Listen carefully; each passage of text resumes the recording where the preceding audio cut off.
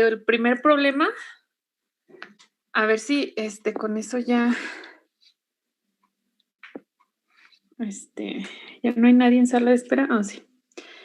Bueno, no sé si era el primer problema de la tarea. Sí me escuchan, ¿verdad?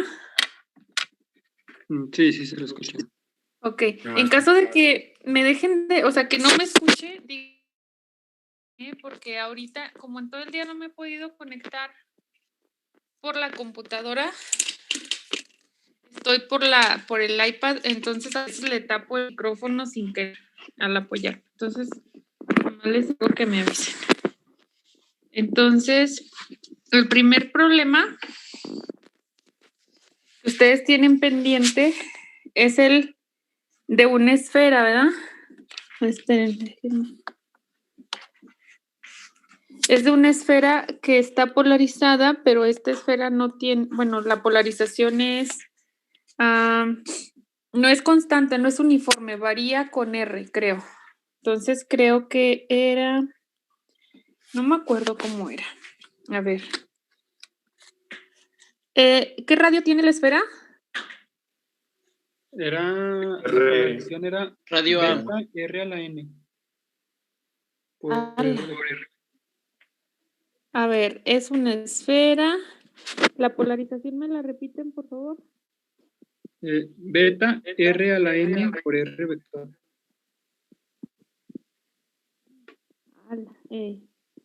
Bueno, algo así. Sí, ¿verdad? R a la N por R vector. Eso es la polarización. Y el radio es... Es R gorrito. Ah, sí, porque si no sería R más 1, R a la N más 1. Ay, y luego estoy usando esta pizarra de Zoom, que si borro algo, trato de borrar algo, se borran varias cosas.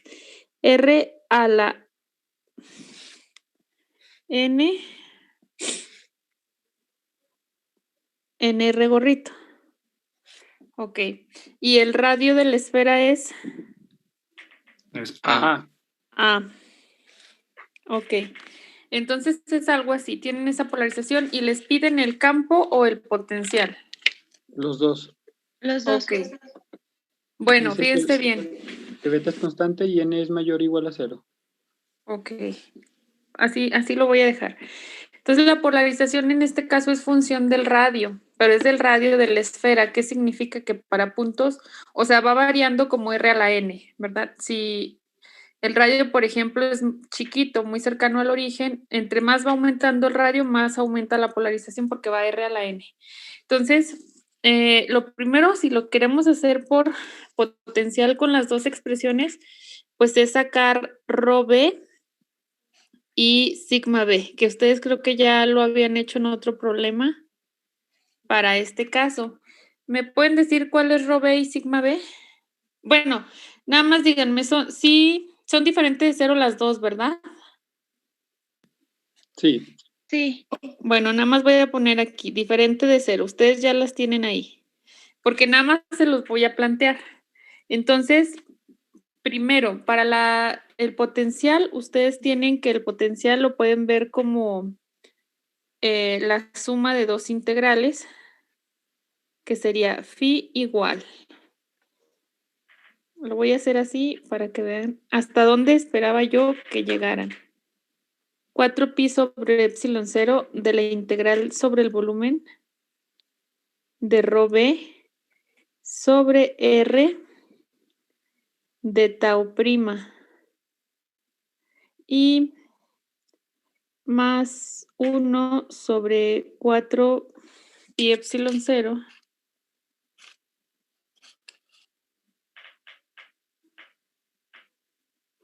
de la integral sobre la superficie S' de sigma b sobre r, híjole, aquí no me va a caber, es de a'. Algo así. Entonces, pues ustedes sacaron que esta rho es diferente de 0 y esta sigma es diferente de 0. Entonces, estas son funciones de las coordenadas primadas, ¿verdad? Entonces, ustedes lo que tienen que hacer, para hacer esta integral, debían sacar esta R y considerar aquí ρ en términos de coordenadas primadas y este diferencial de volumen en coordenadas primadas. Entonces, utilizar esta expresión va a ser muy difícil. ¿Por qué? Primero tengo que ubicar aquí dentro de la esfera esto que sería R', ¿verdad? Y luego para cualquier punto del espacio, entonces lo primero lo tengo que hacer es tomar un vector desde el origen a cualquier punto del espacio, que esto sería R, ¿sí? Para saber que el vector entre ellos dos es R mayúscula. ¿Sí? Ahora, lo que tienen que hacer, pues, es sustituir, fíjense, R, vector, en coordenadas cartesianas sería X, Y, Z, o lo pueden poner en esféricas, que sería R minúscula. Esa R minúscula va a quedar así, porque sobre ella no se va a integrar. Entonces sería R minúscula. Creo que es, déjenme ver, aquí lo tengo anotado. R seno de teta coseno de phi. Seno de teta. Ay, se me... Bueno, rápidamente. R coseno de teta seno de phi. Coma R, creo que es seno de teta seno de phi. Y en Z es R coseno de teta.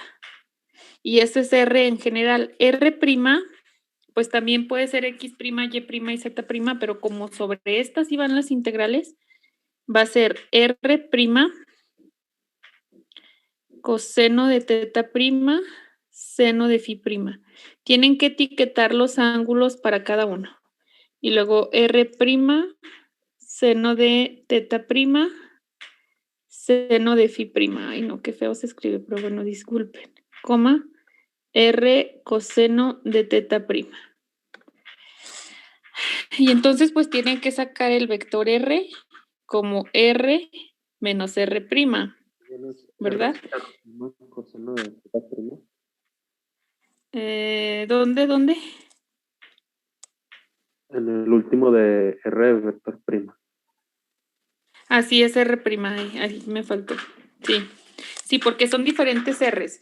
Aquí yo quería que llegaran hasta el punto donde sacan la magnitud de R, es decir, sustituyen aquí, hacen la resta de esto menos esto, esto menos esto, esto menos esto, y la suma de cuadrados, la raíz de la suma de cuadrados, y tratar de utilizar identidades trigonométricas para tratar de simplificar, ¿sí? Entonces, de esta manera sacarían R. Ese R va aquí. Arriba, esta ρ también va en términos de las coordenadas primadas. Tienen que etiquetarla. Aunque aquí tengan R a la n, esto varía dentro de la esfera. Entonces, sería beta R' enésima en R gorrito, ¿sí? Primada.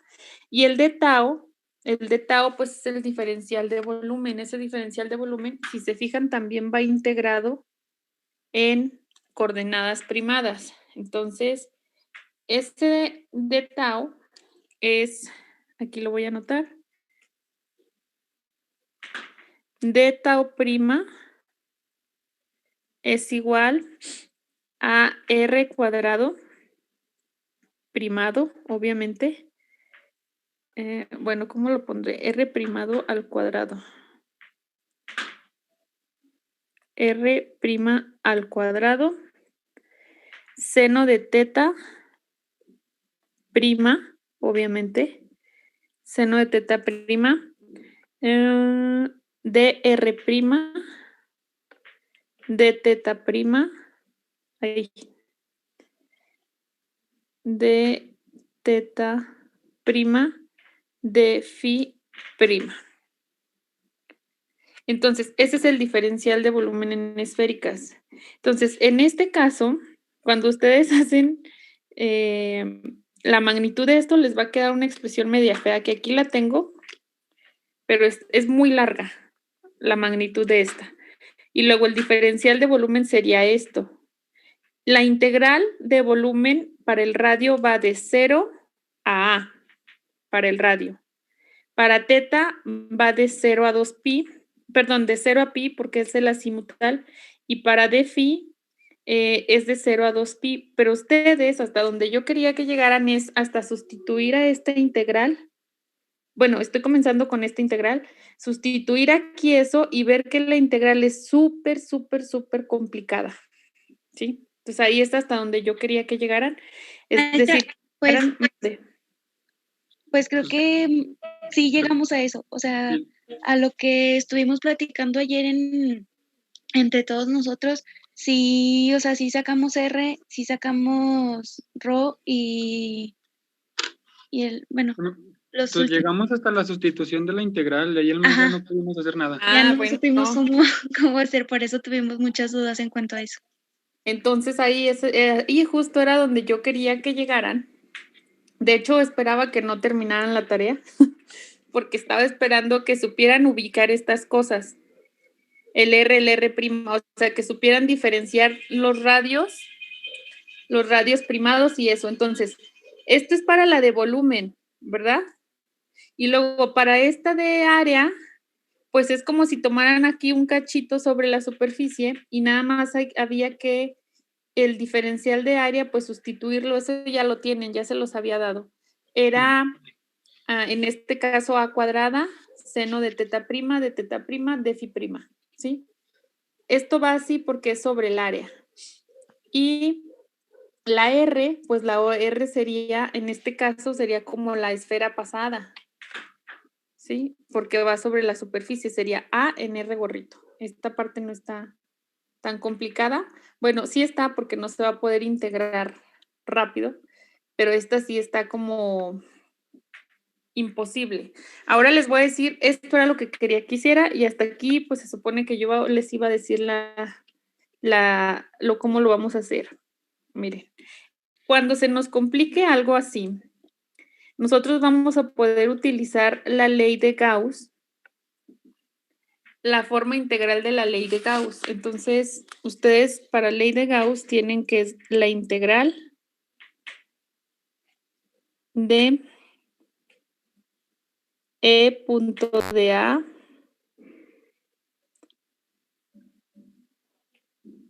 igual a ver, espérenme tantito.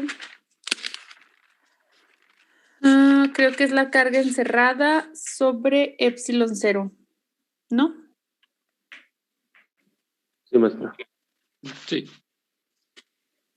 Esta es la forma integral, carga encerrada sobre epsilon 0, ¿sí? O si ustedes tienen, por ejemplo, que la carga encerrada venga de una distribución de volumen, ustedes saben que esta es la integral sobre el volumen de Rho de B. Creo que sí. Esto es Rho de B. ¿Verdad? Entonces lo que hacían para resolver un problema en electricidad y magnetismo es que usaban una superficie gaussiana que tuviera simetría con el problema que con el problema que ustedes estaban usando. Entonces,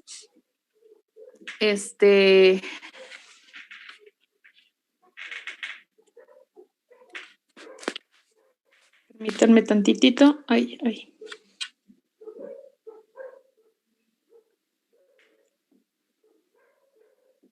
Entonces, para una esfera, aquí tengo una esfera que tiene cierta distribución de carga y tiene un radio A.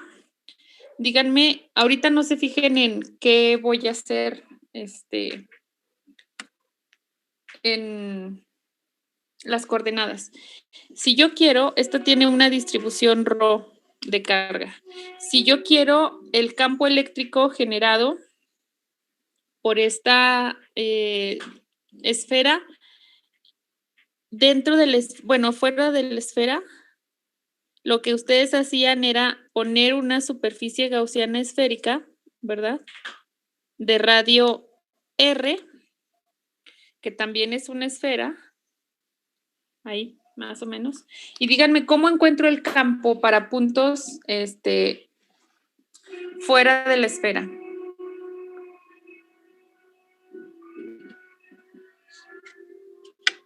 ¿Cómo? Sí saben, sí saben.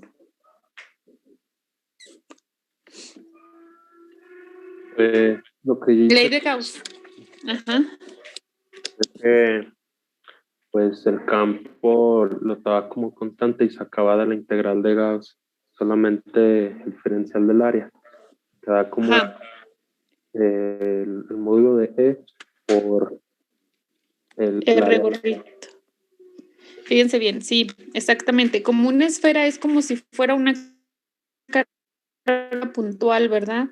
Entonces, el campo, yo puedo considerar que el campo lo expreso aquí como el campo E, su magnitud por su dirección, que en este caso le pongo R gorrito porque es que aquí es como si ustedes vieran un puntito y cómo son las líneas del campo radiales. Entonces, es esto, el diferencial de área para una esfera. Diferencial de área, pues ya lo tenemos. Esto es igual. Pero como la esfera está afuera, pues entonces va a ser R cuadrado, seno de teta, de teta, de phi. Y esto va en R gorrito, ¿verdad? Entonces, si yo sustituyo eso en la ley de Gauss, pues voy a tener R gorrito, punto R gorrito, pues me da 1. Entonces, me queda la integral sobre la superficie gaussiana de R cuadrado, seno de teta, de phi, igual a la carga encerrada sobre epsilon 0. ¿Sí? Y de ahí pues puede salir, nosotros vemos que puede salir el campo y el R cuadrado, ¿verdad? Entonces aquí yo tendría el campo y el R cuadrado, porque son constantes, de la integral doble del seno de teta de phi. Y pues esto es carga encerrada sobre epsilon 0. Entonces aquí la integral del seno de teta de phi, pues la integral de teta va de 0 a pi y la integral de phi va de 0 a 2 pi porque es toda la esfera. Híjole, ahí se me fue. De 0 a 2 pi. ¿La integral del seno cuál es? Menos coseno. Menos coseno evaluado de 0 a pi. La integral de phi, pues es 2 pi, entonces aquí tengo 2 pi r cuadrado de menos el coseno de teta evaluado de 0 a pi, igual a la carga encerrada sobre epsilon 0. Y aquí pues evalúan coseno de pi menos 1 por menos más, coseno de 0, 1, son 2, ¿verdad? Entonces despejamos el campo, ahí que me queda 4 pi, y es la carga encerrada sobre 4 pi epsilon 0 r cuadrado, que es prácticamente el campo de una carga puntual. Pero en este caso, fíjense bien, la carga encerrada es lo que va a hacer la diferencia. Esta es la magnitud del campo. Voy a cambiar de pizarra. Entonces, la carga encerrada, yo puse la distribución gaussiana, ¿sí? Fuera, estos son para los puntos fuera de la esfera, el campo para los puntos fuera. Entonces, si yo quiero, ¿cuál es la carga que estoy encerrando? Pues entonces tengo que sacar la carga encerrada, va a ser la carga total, ¿sí? Que la voy a poner como la carga superficial ligada. Entonces, ¿cómo la pongo? Bueno, la carga, bueno, lo voy a poner así, superficial ligada más la carga volumétrica ligada, ¿sí? O B, más bien B. Porque estoy encerrando toda la esfera.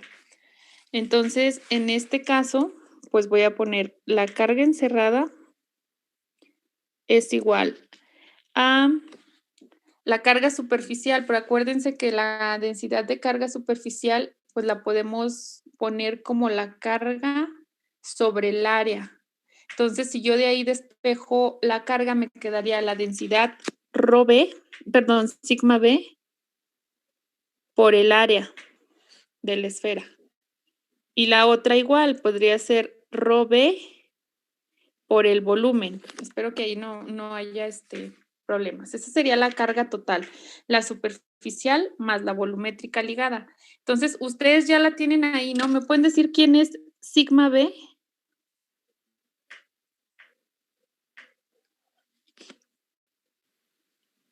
Sigma B, bueno, según mis cálculos era nada más beta por R a la N. Beta R a la N por A. Y rho B Era menos beta por N más 2 por R a la N menos 1. R a la N más 2. No. N menos 1. El R a la N menos 1. Ujú. Y todo eso por N más 2. Por el volumen, ¿verdad? Entonces, fíjense bien, el volumen de la esfera, el volumen de la esfera es, bueno, voy a sustituir el volumen y el área, entonces voy a tener la carga encerrada es igual a beta R a la N por el área, nada más que aquí, se me hace que, déjenme. Esta R aquí va a cambiar porque ya está evaluada. Entonces va a ser, ¿cuál era el radio? A, ¿verdad? A a la N. A a la N menos 1. A ver, ahí ¿por qué cambié a esta? Porque cuando ustedes tienen la sigma B, la tienen como una función, pero yo ya encerré toda la esfera. Entonces, en realidad, esta es la sigma B y esta es la rho B. ¿Sale? Y luego, aquí voy a sustituir el área, porque estoy encerrando toda la esfera, el área de la esfera y el volumen de la esfera, con radio A. Entonces, aquí tengo A a la N. ¿Cuál es el área de una esfera? 4pi Por rayo cuadrado. por A cuadrada. Más, bueno, ahorita arreglamos esto, más menos beta por A a la N menos 1 por N más 2 por el volumen de la esfera, que es 4 tercios de pi por radio al cubo, ¿no? A cúbica, exacto. Y ya nada más, hacemos ahí las operaciones para la carga encerrada.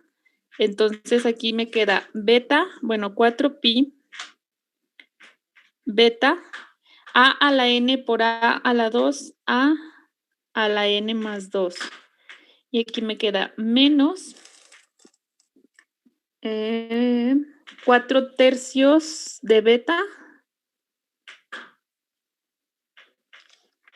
¿Sí? Beta por N más 2, aquí lo voy a poner. Por A, N menos 1, N más 2, ¿verdad?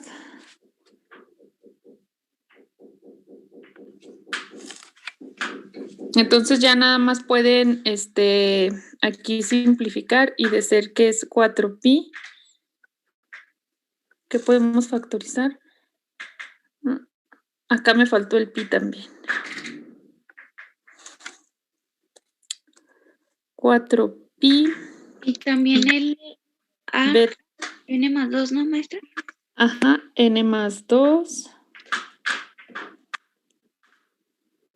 por 1 menos 1/3 de n más 2. ¿Sí? Y esta hay que sustituirla. Acá me voy a regresar. Aquí, en esta expresión del campo. Y esa sería la magnitud del campo. Para R más grande que aquí iría en carga encerrada. Aquí iría la carga encerrada y va en términos de R cuadrado, que son puntos fuera de la esfera. ¿Sí? Este sería el campo. Y ahora, para el campo, para puntos internos, ¿quién me dice qué van a hacer? Tomar de referencia una esfera que esté adentro de... Exacto, van a poner una esfera gaussiana, una superficie gaussiana aquí, y ahora pues van a tener que esto sería R, y aquí la diferencia es, con este caso, es que ustedes solo van a considerar para la carga encerrada, déjenme voy acá, solo van a considerar la volumétrica, porque la superficial no la están encerrando. Entonces, solamente sería esta parte, esta que está aquí. ¿Sale?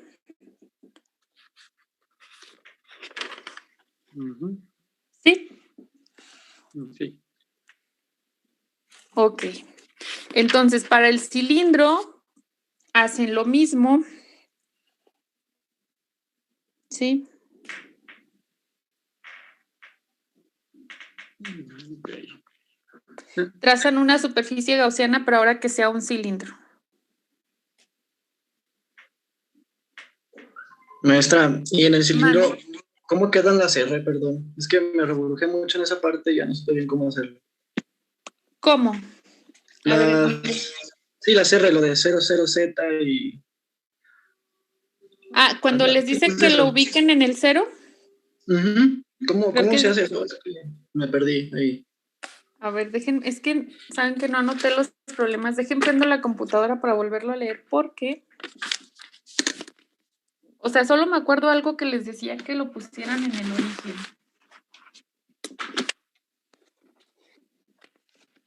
Pues más bien el R vector lo pones como 0, 0, 0. Entonces solo vas a tener las coordenadas primadas. Mira, lo que dije aquí, pienso que es esto. Aquí.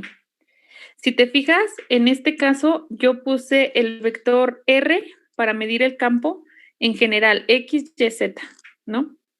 Entonces, si aquí ustedes se fijan, las integrales, estas que están aquí van sobre las coordenadas primadas, de eta o' y de a'. Entonces, en realidad, si esto vale 0, 0, 0, pues no hay ningún problema, porque en ese caso, mi R vector va a ser 0 en X, 0 en Y, 0 en Z. Pero el R', que sí importa, ahí no sé cómo lo tengan, lo tienen que poner en cilíndricas, ¿no? O si, bueno, no sé, si lo ponen en cartesiana sería X, Y, Z'. Entonces, en este caso, para integrar, estas son las importantes. Y si hago estas ceros, pues simplemente es para ver si la integral se simplifica. Y tal vez sí lo pueden resolver con esta expresión que tenemos aquí. Tal vez no es tan difícil, porque les va a quedar el cuadrado de este, más el cuadrado de este, más el cuadrado de este. Claro que si lo ponen en esféricas, creo que X sería R coseno de teta prima. Este es R' seno de teta prima y Z', ¿no? Y ahí la integral en las coordenadas primadas, pues en R sería de 0 al radio del cilindro, y en R y en teta pues sería de 0 a 2pi para barrer toda la circunferencia, y en Z pues la longitud, de acuerdo a cómo esté el cilindro. Yo creo que aquí sí van a poder utilizar esta expresión. Sí contesté tu pregunta. Sí, maestra, muchas gracias. Ok, no, de nada. Bueno, entonces ya estamos en condiciones de terminar la tarea, ¿verdad? Maestra, una última duda, perdón. Dime, no hay problema. Y en la integral de volumen, ¿cómo queda el diferencial Es que hay... Bueno, ¿En también qué? me revolujé un poquito. ¿En ¿En la del cilindro? ¿En cilíndricas? el diferencial de volumen? Ajá. Ok, a ver, Y es déjame como está acuerdo. así en la definición, o tenemos que moverle tantito. A ver, déjame acuerdo cómo es el diferencial de volumen en esféricas, en cilíndricas. Mm, A ver, No era, ese sí se... Creo que el libro dice que es A ver, díganmelo. Es que no me acuerdo. ¿Es qué? RDR de teta de Z. Ah, De sí, Z. sí. RDR de teta De Z. de Z. Sí, creo que sí, porque es una longitud así, así y así, ¿verdad? Sí, este se me hace que sí es, porque este sería el de teta,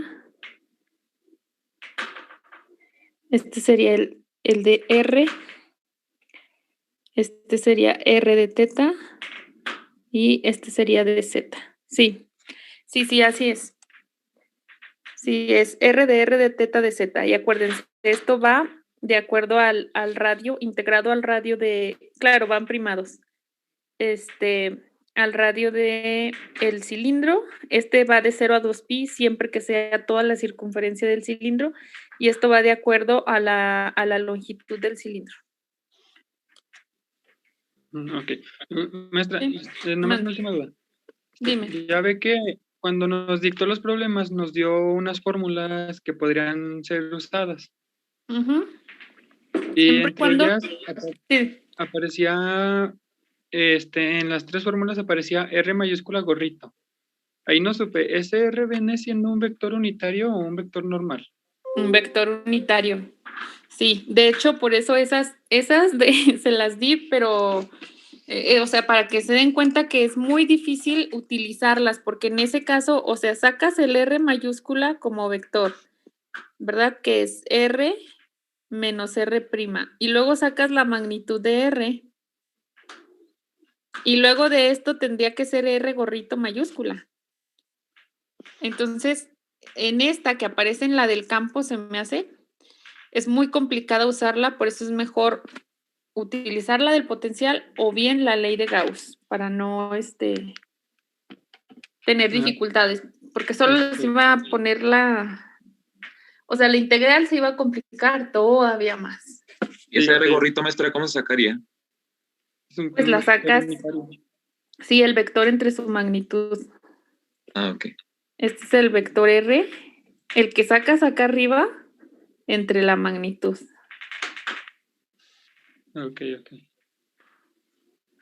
Que pues, ahí se les va, bueno, en lugar de tener dos integrales, creo que se les van a convertir en, una integral va a convertir en 3, porque va la coordenada, en cada coordenada. Sí. ¿Verdad? Sí. Sí, no, así no, mejor. Mejor ley de Gauss, o sea, nada más hagan lo mismo que hacían en electricidad y magnetismo y mantengan las cargas, saquen la carga total si están encerrando todo el cilindro o toda la esfera, o la carga nada más volumétrica si consideran regiones dentro de la esfera o del cilindro, nada más. Ok, muy bien, gracias. Maestra, Okay. yo tengo también Dime. una duda en los ejercicios de las esferas. A ver, dime. Para estos ejercicios específicos que nos dejó, no se podría, para los de las esferas, no se podría considerar al vector R simplemente sobre un solo eje. Es que creo que para estos... ¿Como el eje Z?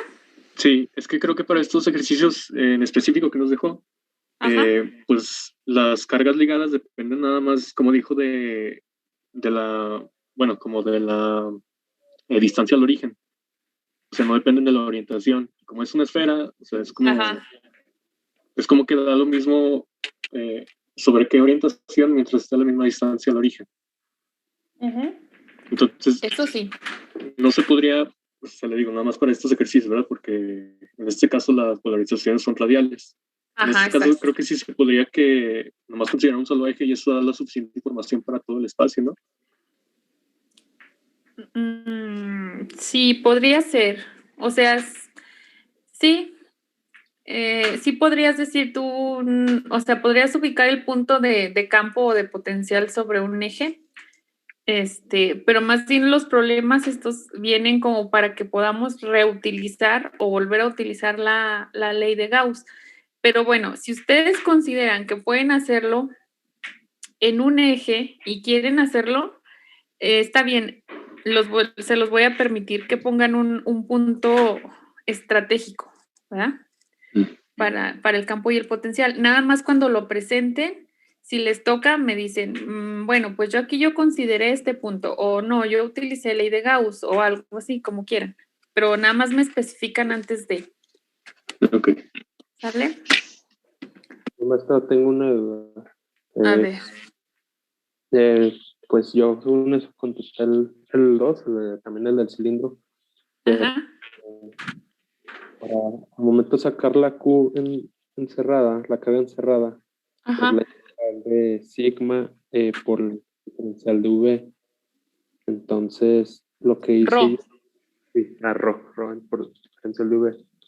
Lo que hice yo fue que pues a Rho lo pude sacar de la integral y al Ajá. dividí por la fórmula del volumen del cilindro, que es Sí.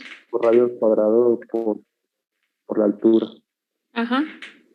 Y con eso llegué a una expresión del campo, del que el campo es igual a sigma, a rho, perdón, a rho Ajá. por el radio entre 2 epsilon 0. No sé Ajá.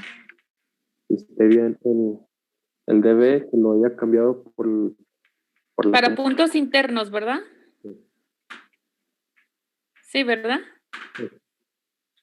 Suena bien. O sea, ahorita no tengo las respuestas, pero suena que es correcto. Sí, es que, bueno, por ejemplo, aquí cambian el dB por R' de R', y pues no sé si sea así como lo hice yo. A ver. ¿Aquí es donde lo mencionas? Sí. Es que hice lo mismo, pero como este es para puntos externos, Sí. yo considero las dos, imagínate que nada más estoy con dentro de la esfera, ¿no? Entonces aquí es lo mismo que tú hiciste, mira, tengo la rho B por el B. Esto no lo veas, sería esta parte para puntos internos, nada más sería esto, que es lo que tú dices, yo saco la rho B de la integral y integras el volumen de la esfera, el volumen del cilindro, y es lo que tengo aquí prácticamente, es rho B, que es esto, por el volumen. Entonces acá, si te fijas, sustituyo el volumen, pero de la esfera. Entonces tú lo que hiciste fue dejar la rho B y pones aquí el volumen del cilindro. Entonces sí te debe de quedar, sí debe estar bien, ¿no? Ah, está bien, pues. Ahora sí, cuando lo saques para puntos externos, ahora tú sí tienes que poner esto. También la superficial más la volumétrica. Ok, gracias, maestra. No, de nada. Entonces ya terminamos con las dudas.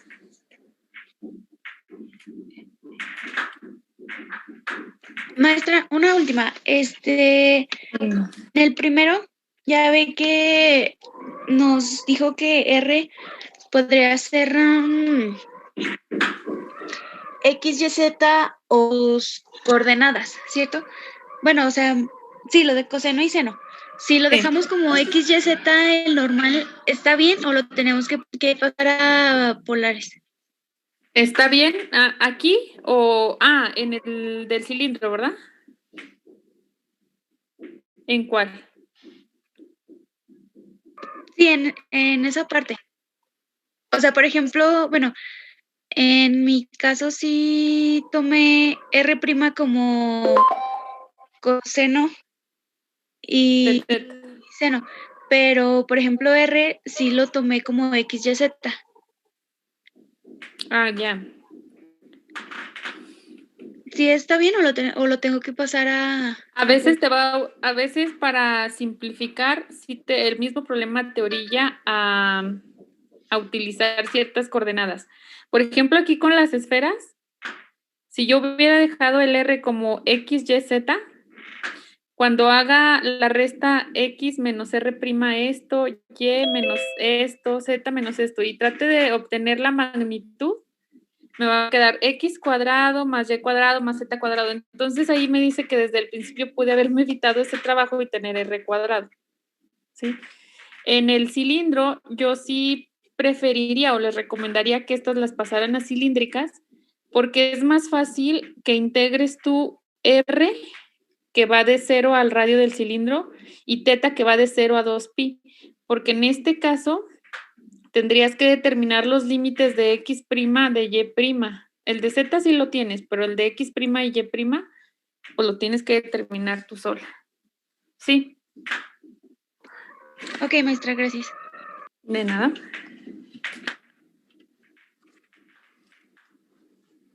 Bueno, entonces, ¿me recuerdan, por favor, en qué nos quedamos? Vector desplazamiento, maestro. Ah, ya, con ustedes fue con quien vi eso. Ya le estaba diciendo al otro grupo que ya habíamos acabado y que por qué no lo tenían. Ok. Entonces hoy vamos a ver, bueno, a ver si alcanzamos porque nos queda muy poquito tiempo. Condiciones de frontera para campos. Hasta donde alcancemos a verlo. ¿Sí? Entonces, a ver, vamos a escribir condiciones de frontera para un campo vectorial. Esto es para que nosotros analicemos qué pasa cuando, por ejemplo, yo tengo dos materiales que están separados por una interfase. ¿Qué pasa con los campos en esa interfase? Es decir, ¿son continuos? ¿Qué significa que no cambiaron al pasar de un material a otro? ¿O son discontinuos? ¿Hubo alguna ruptura de la continuidad de los campos? ¿O qué? Eso es lo que vamos a hacer hoy. Entonces, lo primero que yo voy a hacer, pues, es establecer una situación, ¿verdad? Y voy a ir haciendo idealizaciones para no contemplar todas las variables que podrían estar inmiscuidas. Entonces, para hacerlo muy fácil, voy a comenzar con un campo en general y después lo vamos a aplicar al campo eléctrico y ustedes, pues, después van a trabajar con el campo magnético y el vector de desplazamiento también. Entonces, a ver hasta dónde alcanzo, ¿sí? Y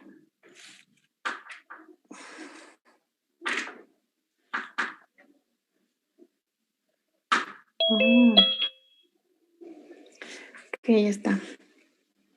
Entonces vamos a establecer primero la situación. Entonces, considerando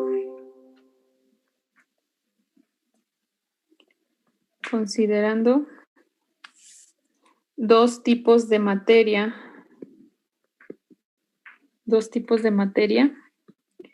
que coinciden en una frontera común. Esto tiene que ver con lo de óptica, ¿sí? ¿Se acuerdan que cuando un rayo atraviesa una interfaz entre dos materiales, pues se da el fenómeno de refracción, ¿verdad? Entonces, en ese caso, ese fenómeno de refracción en términos de campos y de condiciones de frontera significa que las componentes del campo eléctrico y magnético sufrieron una discontinuidad. Puede ser que las componentes tangenciales o normales sufran esa discontinuidad. Por eso se produce el fenómeno de refracción de la luz y reflexión. Entonces, consideramos dos tipos de materia que coinciden en una frontera común, estos tipos de materia tendrán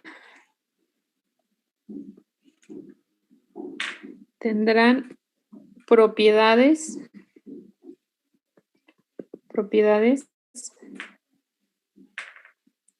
electromagnéticas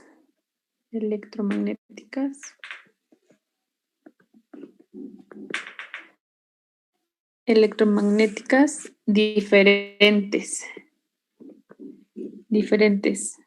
y tal que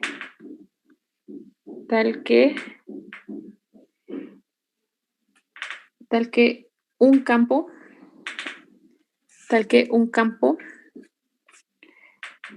al cruzar la frontera sufrirá cambios. Entonces, ahí está. Entonces, esos cambios se deben debido a que cuando hay un cambio de material, pues cambiaron las condiciones electromagnéticas. ¿Por qué pongo electromagnéticas? Porque los cambios, el campo eléctrico cambia, algunas de sus componentes cambian al pasar de un material a otro, y el campo eléctrico, el magnético también cambia al pasar de un material a otro. Entonces queremos saber qué parte de ese campo cambia, ¿verdad? Entonces, esa es la situación como original. Entonces, vamos a hacer un pequeño dibujito. Voy a tener que esto es el eje X, ¿sí? Y luego voy a tener una interfaz que separa dos materiales. Este es el material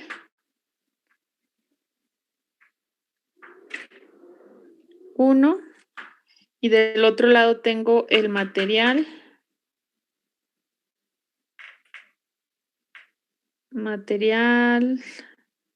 2. Tengo el material 1 y material 2. Entonces voy a tomar una pequeña capa de transición, ¿sí? Es como si yo cortara ahí y dijera, bueno, pues yo voy a tomar una capa. Y esa capa, va a ser esta. Es como un rectángulo, ¿no? Entonces, y la voy a tomar de un ancho H. Entonces, esta es la capa de transición.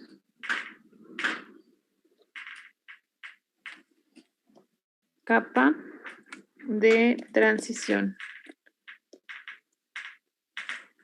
Esta es la capa de transición y pues su ancho es H. Entonces yo tomo ese como rectángulo, como rebanada, y yo quiero ver qué pasa ahí con las propiedades o qué pasa con una propiedad al cambio de material 1 a material 2. Entonces yo me imagino que aquí tengo una propiedad en el material, ahorita no estoy hablando de algo en específico, simplemente una propiedad. Una propiedad, bueno, que aquí sufre un cambio y luego ya se mantiene constante. Entonces, esto es como para visualizar. Aquí algo pasa, ¿no? Aquí en esta capa de transición que pasa de un material a 1 a un material 2, hay una propiedad aquí que cambia. Entonces, quiero ver qué cambios se producen aquí. Prácticamente esto va a cómo cambian mis campos eléctricos y magnéticos aquí al considerar que este es un material 1 y este es un material 2. Es decir, ya estoy viendo efectos de la materia. Entonces, nosotros esperamos que esa transición o ese cambio que se da del material 1 al material 2, pues simplemente no sea como abrupta, ¿verdad? Es decir, que yo no vaya a tener algo que esté así oscilando o algo muy feo. Voy a tratar de que esto, de verlo de una forma continua y no abrupta, ¿sí? Entonces, eso sería como que la propiedad y lo voy a poner aquí en azul. Propiedad. También voy a definir un vector, ¿sí? Este vector normal lo voy a definir como un vector que va del material 1 al material 2 y le voy a poner n gorrito. Lo voy a establecer, esto queda establecido. Entonces, es un vector normal que va del material 1 al material 2 perpendicular a esta línea, ¿sí? esta es la situación inicial. Y ahora pues vamos a hacer algunas consideraciones y empezar a obtener condiciones de frontera para un campo general. Entonces voy a cambiar. Y vamos a comenzar.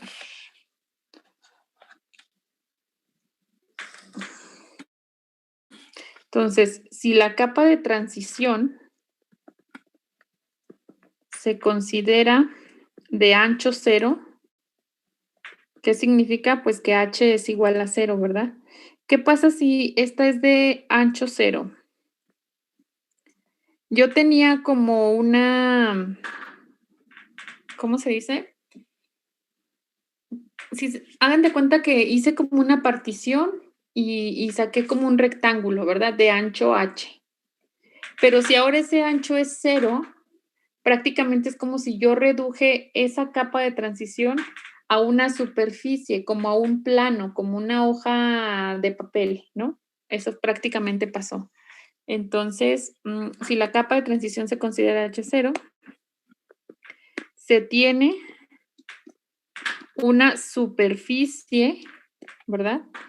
Una superficie de discontinuidad. De discontinuidad. Es decir, esto significa pues que ahora ese ancho es 0, entonces la situación cambió a esto. Tengo el eje X, tengo la superficie de transición, que solo es la línea roja que tenía. Aquí tengo el material 1.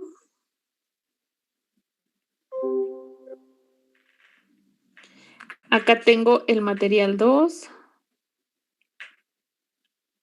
¿Sí? Y tengo la norma que había establecido que iba del material que tengo aquí, pues es la superficie de transición.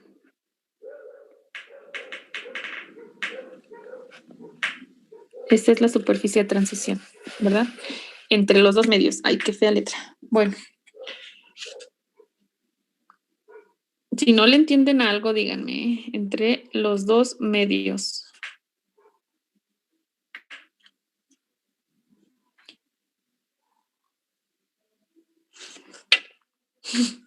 Entre los dos medios. Ok, entonces ahora ya vamos a comenzar. Ese es como establecer la situación.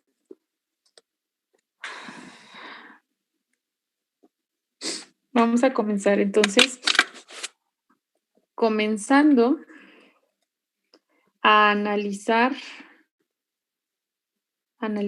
las condiciones de frontera de un campo F, ahorita lo pongo F vector, que depende de las posiciones, con las siguientes ecuaciones. Esas ecuaciones, más que ecuaciones, son información del campo vectorial. Información del campo espacio F. Entonces, pues, ¿cómo van ustedes a analizar un campo vectorial? Pues primero necesitan sus datos. Ese campo vectorial va a ser el campo F vector, que depende de R vector, ¿sí? Y acá también es F vector. Entonces, ahora voy a decir, bueno, yo tengo un campo F que no sé quién es en general ahorita, un campo F que es la propiedad que yo quiero ver cómo cambia cuando pasa de un material a un 1 a un material 2. Es cómo es en esta superficie de transición este campo vectorial F. Para obtener las condiciones de cómo es en esta superficie de transición, a mí me deben de decir quién es el campo y me deben de dar algo de información, porque si no, ¿cómo lo hago? Entonces, para nosotros obtener esto necesitamos dos cosas del campo vectorial, la divergencia y su rotacional. Si yo conozco la divergencia de un campo vectorial y su rotacional, yo puedo encontrar las condiciones de frontera en una superficie de transición, ¿sí? Entonces, siempre van a necesitar eso. Entonces, la información que necesitamos es la siguiente. Me dicen que la divergencia del campo vectorial F, que depende de R, es una función escalar B que también depende de R, y su rotacional es igual a una función vectorial C que también depende de R. Lo único que ustedes necesitan saber para obtener las condiciones de frontera. Yo ahorita lo estoy haciendo en general, pero en el examen pudiera aparecerse un problema de este tipo, donde yo les diga, si tiene un campo vectorial con divergencia tal y rotacional T, díganme cuáles son las condiciones de frontera normales y tangenciales. Entonces tendrían ustedes que hacer la demostración, ¿sí? Obviamente, se les tienen que dar las dos cosas. Entonces, hasta ahí. Entonces ya vamos a comenzar. Esta es la información que yo tengo.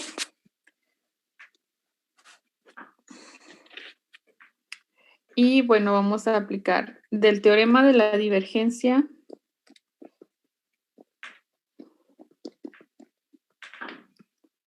El teorema de la divergencia, nosotros sabemos que, fíjense bien, la integral sobre la superficie de un campo vectorial F, punto de A, es igual a la integral del volumen de la divergencia, de la divergencia del campo vectorial F, integrado en d tau, o en el volumen, ¿verdad? Ese es el teorema de la divergencia. Pero entonces ustedes ya saben, tienen algo de información del campo. Ustedes saben que la divergencia es una función escalar B. Entonces, esto es lo mismo que la integral sobre el volumen de esa función B integrada en el de tau. Ahí simplemente lo sustituí. Nosotros tenemos eso. Y ahora vamos a hacer lo que nosotros hacemos en ley de Gauss, ¿verdad? ¿Qué hacen para aplicar ley de Gauss? Pues utilizar, ¿cómo se llama? Ustedes utilizan superficies gaussianas para poder aplicarla. Y es lo que voy a hacer aquí. Entonces, esto es muy, muy fácil. Entonces, fíjense bien. Ajá. Vamos a decir, utilizando como superficie gaussiana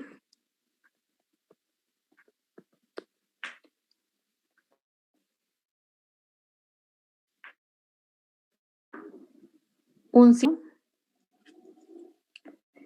en la interfase, un cilindro de altura h y sección transversal. Delta A, entonces voy a dejar espacio para anotarlo. Delta A utilizando como superficie gaussiana un cilindro de altura h y sección transversal en la capa de transición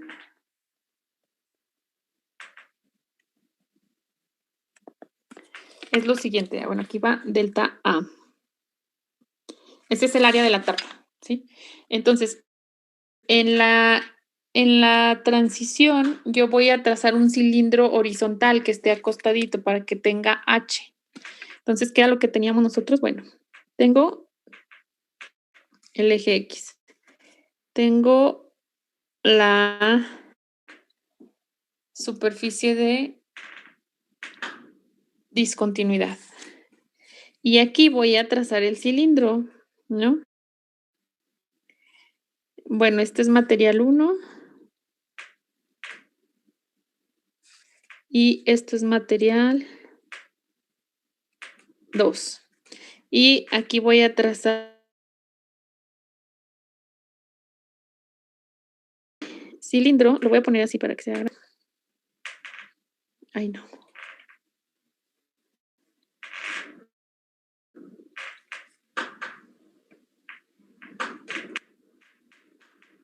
Más o menos así. Esto es H.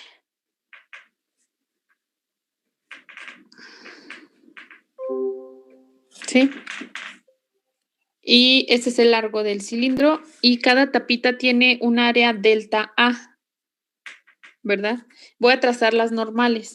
La normal en esta cara sería esta y esta normal como está en el medio 1, le voy a llamar el de esta tapa es N2, ¿sí? Porque está en el medio 2. Y la normal que yo definí aquí desde el inicio, que esta es la normal 1, que va del material 1 al material 2. Entonces, y me falta bueno, la voy a poner así. Ustedes saben que es radial. Esto es N de U vector. Es la del cuerpo del cilindro. Tengo eso. Entonces, ¿qué es lo que voy a hacer? Pues voy a aplicar ley de Gauss. Esto, la integral sobre todas las superficies. Esto me dice, es la integral, hagan de cuenta que tengo un campo aquí F, ¿no? Que está en toda esta región, pero quiero saber qué pasa con él en esta interfase. Entonces, voy a aplicar esta integral de área que tengo aquí, la integral del campo punto de A. Esta integral, si yo tengo todos los diferenciales, como este es muy pequeñito, pues me va a quedar que es el campo en cada una de las áreas. El campo en esta tapa, más el campo en esta, más lo del cuerpo del cilindro. Serían 3 términos, ¿sí? Entonces, como es muy pequeñito, voy a hacer de cuenta, el cilindro, voy a hacer de cuenta que el campo, pues tiene magnitud F. Entonces, si yo aplico eso, voy a tener, bueno, vamos a aplicar voy a hacer una nota. Delta A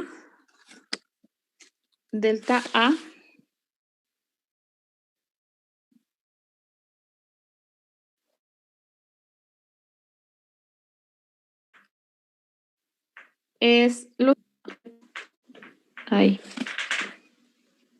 Delta A es lo suficientemente pequeña para que el campo vectorial F, ahorita le pongo el vector, el campo vectorial F sea constante en las caras del cilindro. ¿Se acuerdan? Bueno, para los que llevan termodinámica conmigo, esto normalmente se hace mucho en física. De hecho, en termodinámica y cuando estábamos analizando de cómo integrar las ecuaciones de estado, ¿se acuerdan que les dije que como no teníamos la forma explícita de una función, podíamos considerar que era, en este caso, bueno, pues que las caras son muy pequeñas y podemos considerar un promedio o algo así? O decir como que es casi constante, considerando como un promedio, pues es lo mismo en este caso, ¿verdad? En este caso yo digo que el cilindro es muy pequeño, sus tapitas son muy pequeñas, tal que el campo vectorial F sea constante en las caras. Constante, pero que no, o sea, sigue siendo vector, ¿sí? Entonces, campo vectorial F en las caras del cilindro. Entonces, si esto pasa, yo tendría la integral sobre la superficie de F punto de A. Ahorita, como les dije, es la suma de todo, ¿verdad? Entonces voy a tomar primero sobre la tapa 1, voy a tener F1 punto de A1. Este F1 es el valor de F, del campo vectorial F, en el medio 1, ¿sí? O en la cara 1, más el valor de F punto de A2, pero como está en el medio 2, pues es F2, más W. Este W, aquí lo voy a poner, es la contribución de la pared curva. La contribución de la pared curva, es decir, del cuerpo, ¿verdad? Pero no lo voy a poner explícitamente porque tendría que poner FW.DAW, pero así lo voy a dejar porque después van a ver que como solo me interesan las tapas, eso se va a hacer cero. La pared curva. Entonces, eso lo puedo volver a escribir como la integral de F.DA igual. Aquí tendría F1 punto el vector normal sobre la cara 1 por delta A, que es el área de la tapa, más F2 punto el vector normal de la tapa 2 por delta A, más W. Y si nos regresamos al dibujo, aquí, chequen ustedes que N2 es este vector y N1 es este vector. Entonces, chequenlo en términos de N, que es la normal que yo definí desde el inicio. N2 tiene la misma dirección que N, entonces N2 es igual a N. N1 tiene dirección contraria a N, entonces es menos N, ¿verdad? Y voy a hacer ese cambio acá. Entonces, aquí tendría F.DA igual a N1 es menos F1.N en delta A más F2 que N2 si va en delta A más W. Y ya, pues nada más voy a agrupar términos semejantes. F.DA es igual, entonces voy a poder esto expresarlo como N vector, primero pongo F2 porque es el positivo, menos F1, aquí es producto punto, delta A más W. ¿Sí?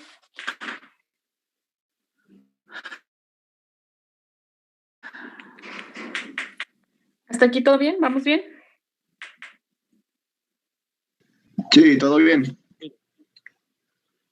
¿Siguen ahí? Ok. Sí, todo bien. Sí, todo bien, maestra. Perfecto. Aquí, fíjense bien. ¿Dónde está? ¿Dónde está? Acá, el teorema de Gauss. Aquí. Yo realmente lo que estoy obteniendo es esta parte. F.DA. ¿Verdad? Entonces, ya lo que obtuve, pues lo voy a igualar a esta parte, que es la información que yo tengo del campo. Entonces, vamos a hacer eso. Y pues yo voy a tener que es la normal punto F2 menos F1 delta A más omega. Y esto es igual por teorema de Gauss, que ahorita les dije, la integral sobre el volumen de B, que es función de R integrada en el volumen de tau. ¿Sí? Entonces, aquí decimos cómo omega es del orden de H. ¿Sí? ¿Por qué es del orden de H? Acuérdense que omega sería el campo vectorial punto DA de la parte, ¿cómo se dice? De la parte curva del cilindro, ¿verdad? La parte curva del cilindro solamente depende es 2πr por h, el área de esa parte. 2πr por h. Entonces, si se fijan, omega varía o es proporcional a h, ¿sí? De acuerdo a eso. Entonces, fíjense bien. Y acá también vamos a hacer en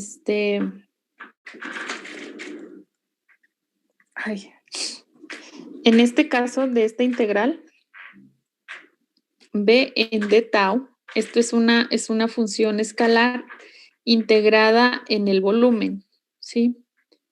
Y de nuevo, si nosotros consideramos que esta b puedo cambiarla por b promedio, por la misma razón que les he estado diciendo desde hace rato,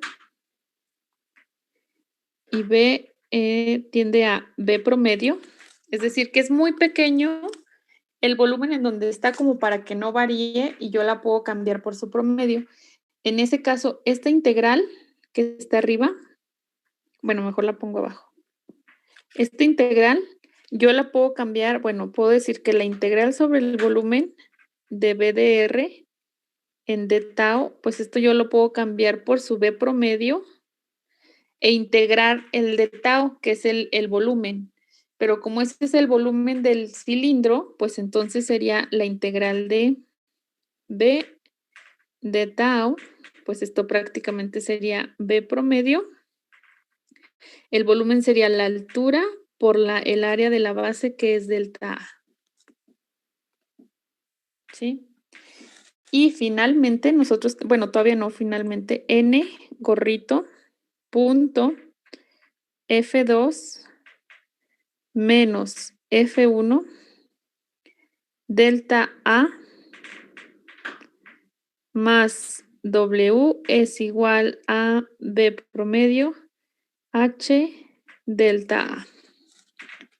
Si yo aplico el límite cuando H tiende a 0, voy a tener entonces, cuando H tiende a 0, pues voy a aplicarles el límite a todas. Límite cuando H tiende a 0 de la normal punto F2 menos F1 delta A más el límite cuando H tiende a 0 de W igual a límite cuando H tiende a 0 de B promedio H delta A. En este caso, como arriba yo dije que W es proporcional a H, cuando H tiende a 0, esto tiende a 0. ¿Sí? Y en este caso, ay, aquí se ve muy feo, esto es delta A más. Ay, no. Así. Esto tiende a 0. Y esto, si se fijan, no depende de H, ¿verdad? Esto no depende de H. Es la normal, el F2 menos F1 y es delta A. Pero esto no depende de H. Entonces, es como si tuviéramos el límite de una constante, pues es la constante. Esto sí depende de H. Y aquí, aunque H tiende a 0, yo no lo puedo hacer 0 hasta que conozca el promedio de B. Entonces, esto simplemente lo dejamos expresado así. Y tengo que es n normal punto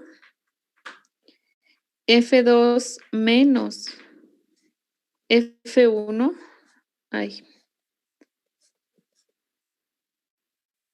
ocla.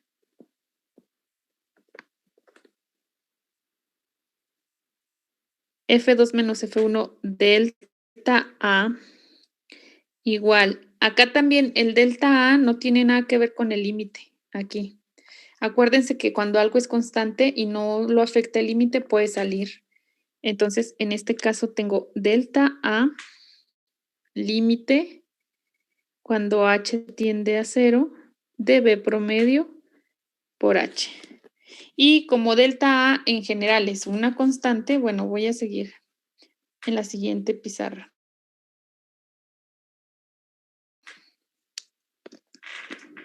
Entonces aquí ponemos delta A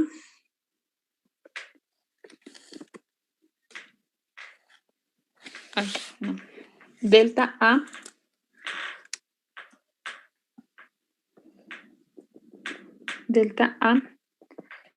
es pequeña, pero constante y diferente de 0. Pues entonces, en ese caso, yo puedo hacer como una división entre delta A de los dos lados de la expresión anterior y llegamos a esto, llegamos a que n punto F2 menos F1 es igual, ay, ya se está agotando la batería, es igual al límite cuando h tiende a 0 de h por b promedio, y que esto también lo podemos ver como el límite cuando h tiende a 0 de h, y acuérdense que b promedio, si no la quiero considerar, puedo considerarla como b promedio, pero si tengo yo la función, si b era la divergencia de f, ¿verdad? Entonces, esta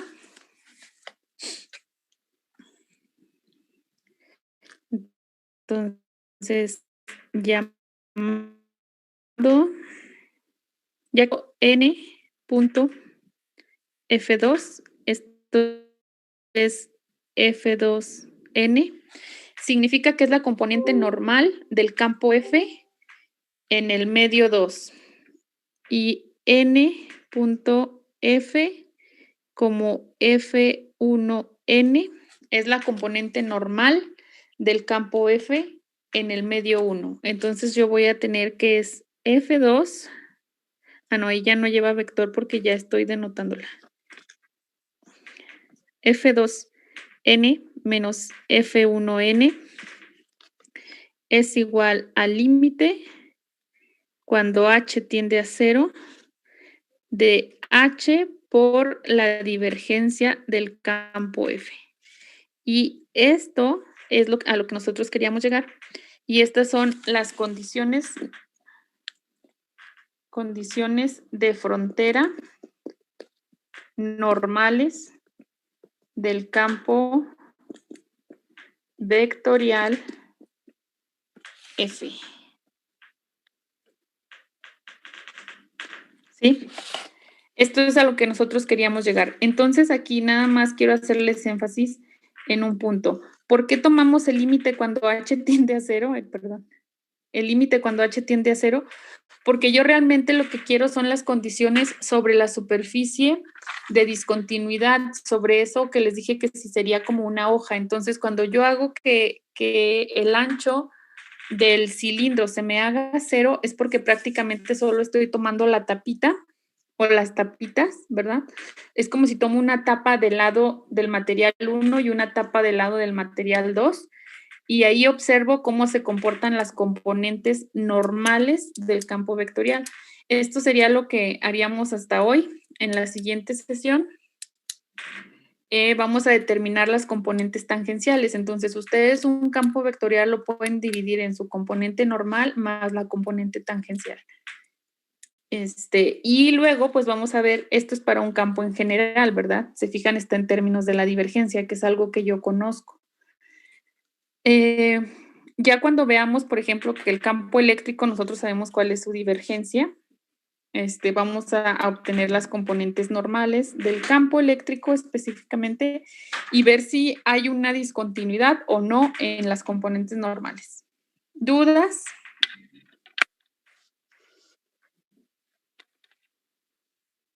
¿No? ¿Podría poner la diapositiva pasada? Sí. Esta. Sí, gracias. Maestra, disculpe, ¿qué dijo que se compone de su parte tangencial y lo normal, perdón? El campo vectorial, un campo. Ok. Sí, o sea, es un vector. Un vector tú lo puedes ver como si fuera la suma de su campo vectorial o su campo normal. Quiero decir esto. Por ejemplo, es que es un vector prácticamente, ¿verdad? Así. Si tú tienes un campo aquí, por ejemplo, el campo F, ¿no? Yo puedo decir que este campo tiene coordenadas X, Y, Z, por ejemplo, como un vector, ¿sí? Entonces, si tú ves a esto, al plano XY, como una superficie, pues tú puedes ver a este campo F como una suma de su componente normal más la componente tangencial. Tangencial a quién y normal a quién, a la superficie. Si la superficie es el plano XY, entonces la tangencial iría sobre esto, sobre la superficie. Entonces serían las coordenadas XY.